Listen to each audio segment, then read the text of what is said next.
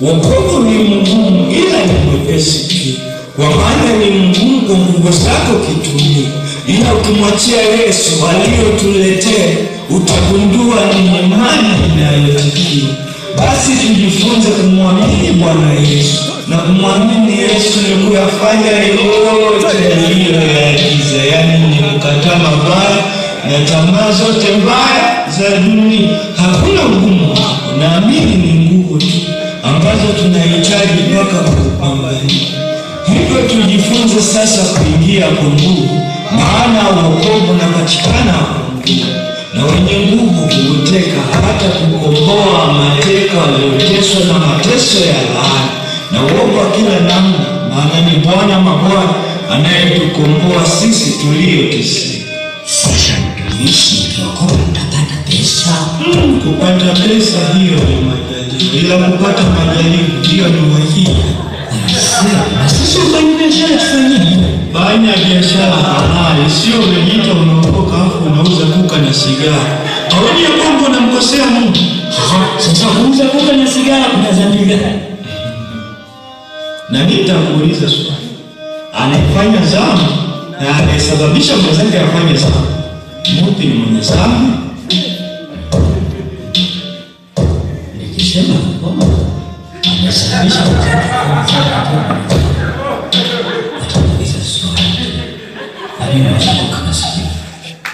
Amesema kwenye dhambi ndio amesema wote nafahamu mtoarufu na hesabisha mwenzake atoarufu wote mnafahamu. Niseme sijui mtumishi, kweli nimeamini. Imani yako sitozidi imani Mafarisayo, huwezi ukaona ufalme wa Mungu.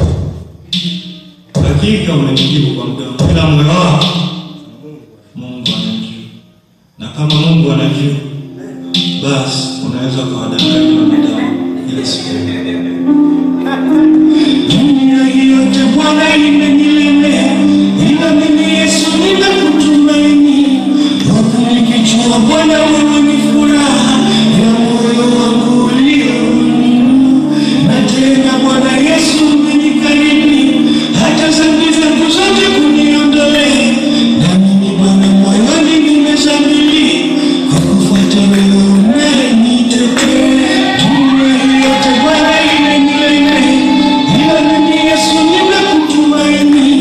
Huku nikijua Bwana wewe ni furaha ya moyo wangu ulioumia, na tena Bwana Yesu umenikaribia, hata dhambi zangu zote kuniondolea. Na mimi Bwana moyoni nimeshamili kwa kufuata wewe unayenitetea. Watumishi wa Mungu, tujali maandalizi kuliko wakati, na tukishapata matokeo tuyatunze, yasije yakatupata kama aliyompata Daudi kwa mke wa Uria. Kwa maana kuna faida gani kupenda shortcut halafu kumemwacha Mungu? Ukusikia kwamba tumtafutie kwanza ufalme wa Mungu na hayo mengine tutazidishiwa? Ama ndo mambo hayo ya duniani? Mtumishi ni hivyo, kama ni yangu na nusu kweli na kunywa silaha, umeanza maneno. I say, kweli ninaamini kipofu akimwongoza kipofu mwenzake, wote wanamkufisha. Ni heri wale walio na dini iliyo safi mbele za Mungu, na ni kwenda kuangalia yatima na wajane katika dhiki yao na kujilinda na dunia pasipo. Mtumishi, nataka niulize, hivi ukiokoka utapata mchumba? Kwani Methali 26 mstari wa 4 inasema? Mtumishi, sijajua Biblia. Kwa hiyo sijui mpumbavu sana mpumbavu wake usije kufanya naye. Unasemaje? Hatuwezi jamaa. Dunia hii yote Bwana imenilemea, ila mimi Yesu ninakutumaini. Nikijua Bwana wewe ni furaha ya moyo wangu ulioumia, na tena Bwana Yesu umenikaribia,